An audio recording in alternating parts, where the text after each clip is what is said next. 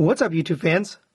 Today we're going to take a look at the Toyworld World War II series Silver Baron, their version of a Bumblebee movie Starscream from the World War II era. Now, this is actually a Build-A-Figure, so it came in 5 parts. You got the arms and legs and then the chest as different pieces with other Toyworld figures.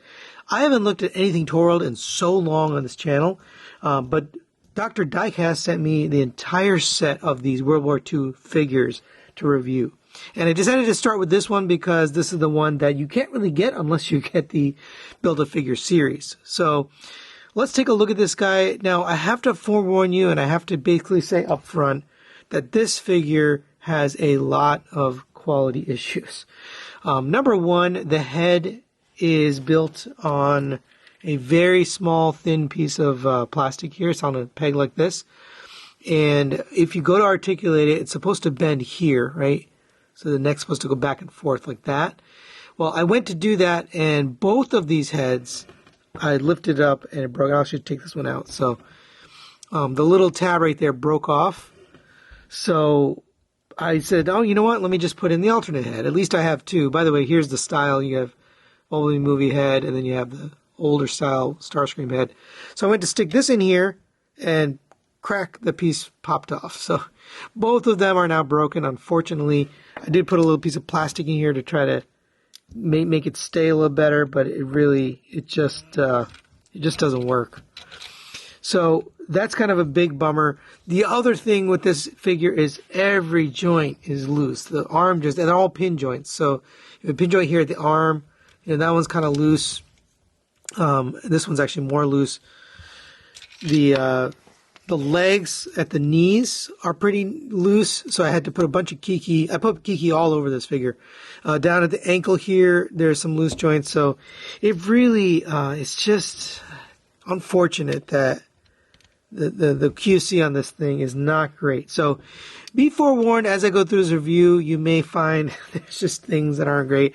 It's a great looking figure, so let's take a look at that. And if I can find an image of this character from the movie, I'll put it up there. But lots of nice paint detail. You got this weathering effect here with the copper. Almost looks like it's rusted. It's really cool. You got the copper up here, the gunmetal, more of that paint down here, more weathering on that leg. You can see the Red Baron symbol there, which we'll see more in the vehicle mode. So more detailing and weathering there. Nice head sculpt as well. Here's the back. We'll see again in the vehicle mode. More of that, but nice wood propeller.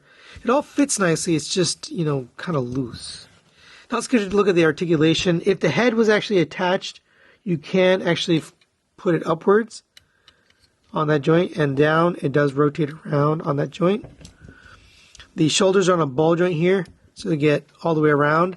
It does collide a little bit with this back piece. You can move that out of the way. It goes out to the side. You have a rotation here at the bicep. Very tight. And then you have this elbow, which is very loose, goes basically 90 degrees.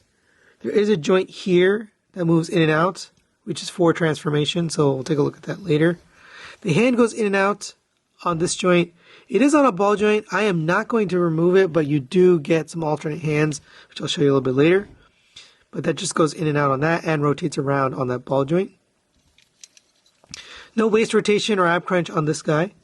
Legs will get you up to there, back to there. It just kind of hindered by the skull, but you can't get it around there. He does have the chicken leg syndrome. If you want to, you can straighten up, but it is meant to have the chicken legs like all the other Starscreams we've gotten from the MPM line. So you can get this back to there. You can get this one forward. So between the two, you can get it at whatever angle you need. But I did have to put a bunch of Kiki in there because all of these were so loose. Ankle tilt out to there, up to there, and back to there. For the accessories, I did already show you this alternate head sculpt. It's more like the Bumblebee movie Starscream.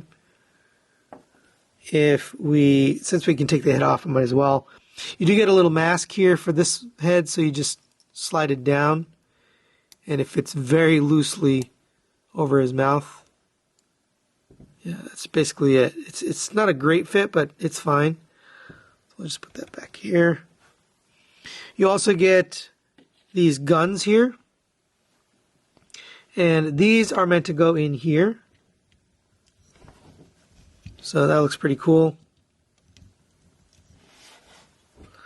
I got 3 guns, so I'm not really sure. Maybe they gave us an extra here, but it does fit in there in addition. So maybe just got an extra in case you lose it.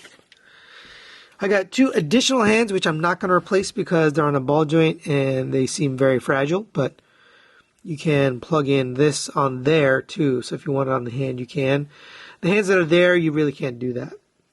All right, let's get this guy transformed into his alt mode. I'm going to try to be very careful.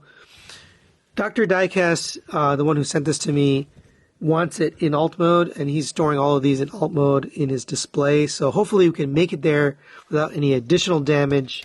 Obviously the head is already off, but we don't need that for the alt mode. All right, so let's get started. We'll start with the backpack here. So come to the back here. You can unpeg this from here and just give yourself a little room. I'm going to leave that head off because it's not going to do us any favors.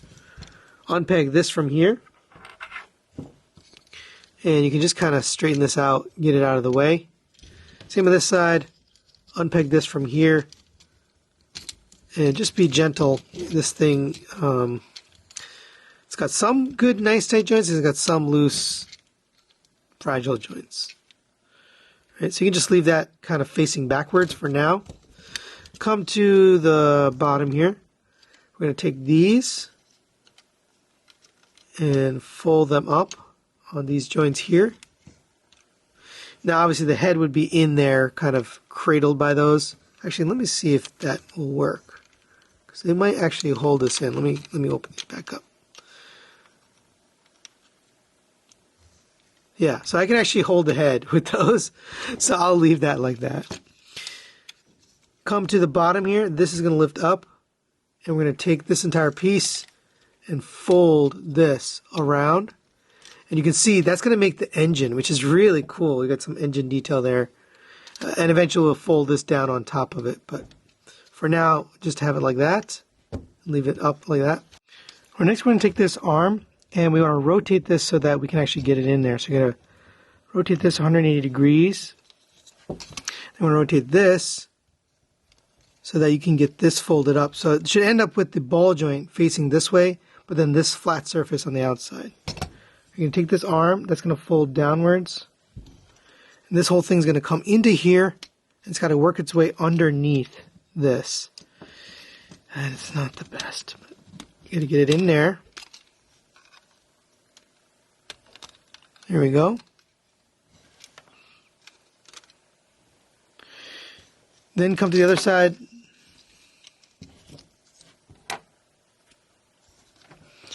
And this arm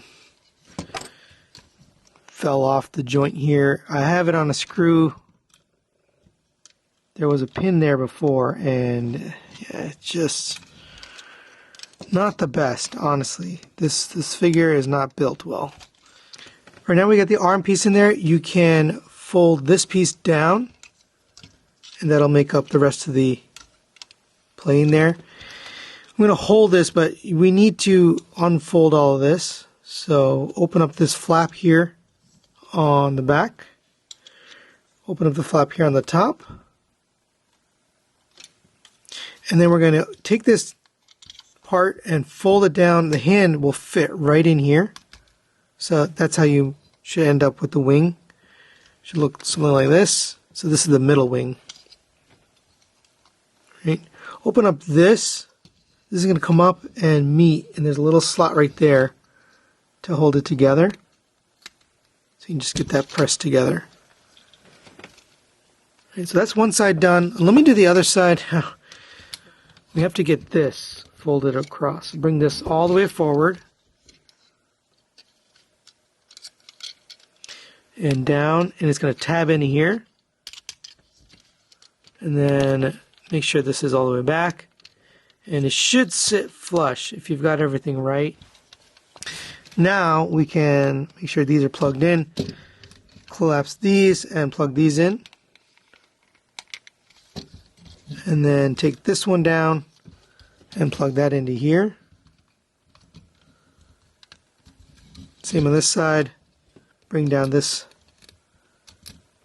stabilizer and plug that into here. And make sure your wings are nice and straight when you're done. It should look something like this. Oh, and that opened up. Let's bring that back down. Yeah, there's a lot of moving parts on this piece here, so you just want to be careful. Right? Let's take care of these legs finally. So bring this down. We're going to bring these forward so the wheels line up. So it should be flush here and here, like that. Take this entire panel, that's going to come to here. Open this back up. This is going to sit just inside of here. So get it right over the top of the nose, and then close this down, and that's going to hold that in there. So these are going to fit right on top, right?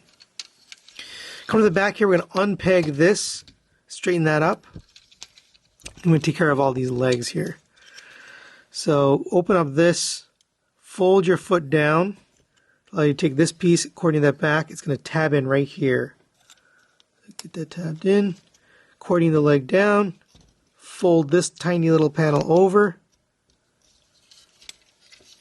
and then do the same thing on this side. Fold that up, fold the foot down, fold this in, tab it into the bottom, accordion this down, and then open up this tiny panel here. All right, now we're going to get this kind of accordion down, so this is an interesting way it works. You're going to bring this down,